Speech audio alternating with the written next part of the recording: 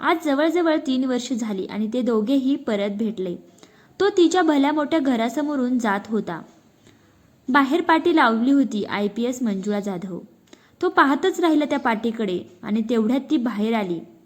दोघेही एकमेकांना पाहतच उभे होते. त्याला बघितल्यावर ती भूतकाळात अडकली. ती त्याच्या समोरच्या फ्लॅटमध्ये काम करत होती.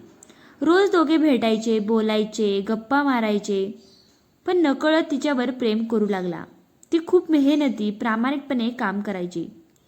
सगळ्यांना आपलंसं करायची. पण तिला तिच्या कामाची कधी लाज वाटत नव्हती. रोज दोघे भेटायचे, पण त्याने तिला प्रपोज करायचे ठरवले. त्याने तिला उत्तर विचारलं आणि ती तिच्या भूतकाळात अडकली. जर खरं सांगितलं तर मी त्याला गमावून बसेल.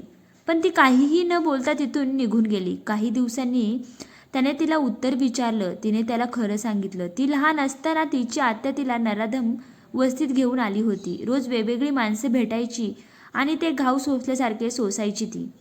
पण मला कळलं तेव्हाच मी तिथून पळ काढला. पण मी खरं सांगते, तू मला खूप आवडतोस. त्याला धक्का बसला आणि तो तेथून निघून गेला. त्याने आईला सांगितलं. त्याने तिला आपलं नातं विसरून जायला सांगितले. आणि आज 3 वर्षांनी दोघेही भेटले. तो त्याच्या आईला घेऊन पोलीस स्टेशनमध्ये आला. तिने त्याला न बघताच बसायला सांगितलं आणि अचानक तिने वर बघितलं. त्यांना बघितल्यावर ती मनातून हसली. त्याने तिला लग्नाची मागणी घातली आणि सगळं विसरून जायला सांगितलं. ही छोटीशी कथा तुम्हाला कशी वाटली मला कमेंट बॉक्समध्ये नक्की कळवा. आणि तुम्हाला ही छोटीशी कथा आवडली असेल तर व्हिडिओला लाईक करा. ही कथा जास्तीत जास्त लोकांपर्यंत शेअर करा. आणि तुम्ही चॅनलवर नवीन असाल, चॅनलला सबस्क्राईब केलं नसेल तर नक्की सबस्क्राईब करा. धन्यवाद.